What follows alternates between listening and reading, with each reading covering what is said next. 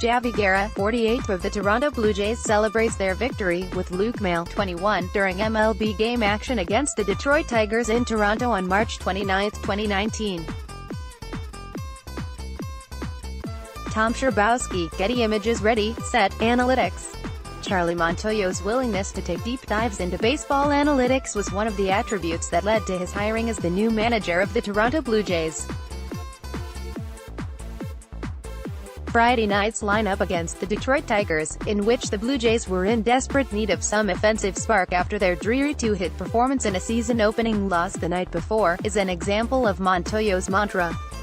Story continues below. Advertisement. Billy McKinney was inserted into Friday's starting lineup in right field because, Montoyo said, he matches up better than the other three Toronto outfielders he has on the roster when facing Matthew Boyd, the Detroit starter. Funny thing though, McKinney, in just his second major league season, doesn't even have a history against Boyd. He had never batted against the lefty.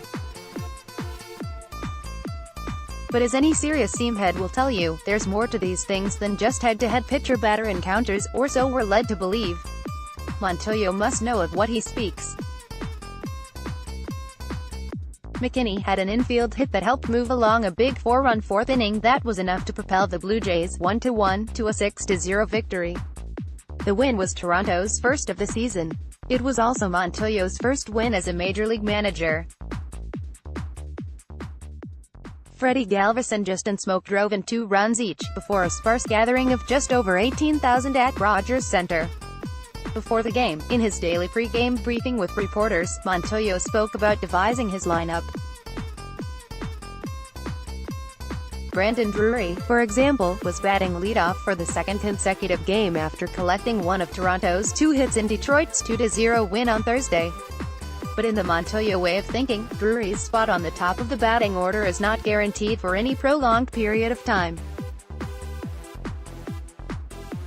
He's leading off for now, but he could be hitting second, he could be hitting third tomorrow. Montoyo said, "We'll see the matchups and stuff. I'm going to go with matchups." When asked who he might also like to see hitting leadoff, apart from Drury, the rookie manager hesitated.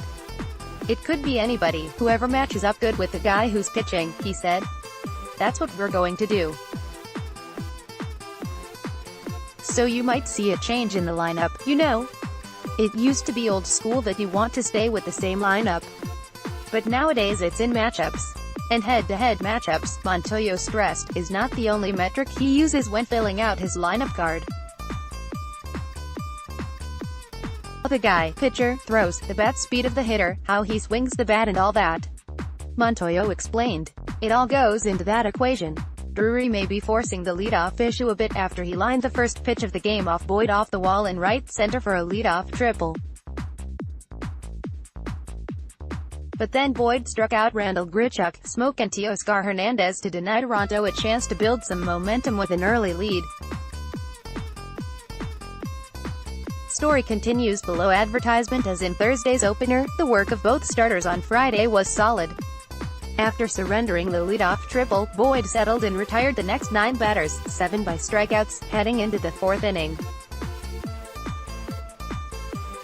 Matt Shoemaker, who had 2 injury-scarred seasons with the Los Angeles Angels before Toronto GM Ross Atkins made him an off-season reclamation project, got the start and he was terrific.